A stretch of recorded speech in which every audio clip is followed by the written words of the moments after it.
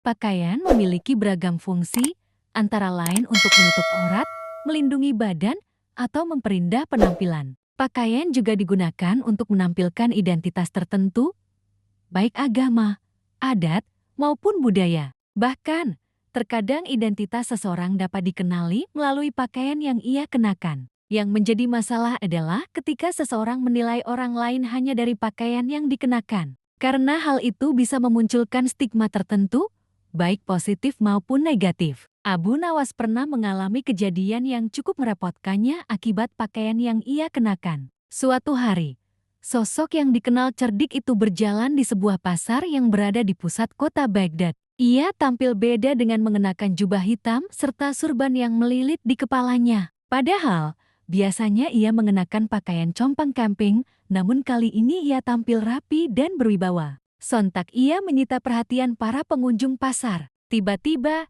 seseorang yang tak dikenal mendekat kepadanya. Tanpa bertele-tele, orang tersebut bertanya perihal beberapa hukum Islam kepada Abu Nawas. Karena tidak memiliki wawasan keislaman yang mumpuni, Abu Nawas tanpa ragu menjawab, "Aku tidak tahu." Jawaban yang nampaknya membuat si penanya kecewa. Ternyata, kekecewaan tersebut membuatnya kesal.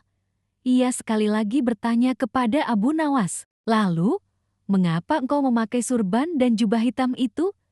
Tanya orang tersebut dengan nada tinggi. Abu Nawas tidak memberi jawaban lisan. Ia melepas jubah hitam beserta surban yang melekat di badannya, lalu memerintahkan si penanya untuk memakainya. Setelah si penanya telah memakainya, Abu Nawas mengembalikan pertanyaan yang sebelumnya dilontarkan kepadanya. Si penanya pun menjawab, "Aku tidak tahu, karena itulah aku bertanya kepadamu. Karena aku melihatmu memakai pakaian yang biasa dipakai ulama, dengan surban dan jubah hitam." Abu Nawas langsung menanggapi jawaban itu. "Begitu pula diriku. Aku hanya memakai jubah hitam dan surban ini. Tapi, itu bukan berarti aku seorang ulama yang alim. Karena kealiman dan keulamaan seseorang bukan dilihat dari pakaiannya. Jubah hitam dan surban itu hanyalah simbol yang tak berarti apa-apa. Wallahu a'lam bishawab."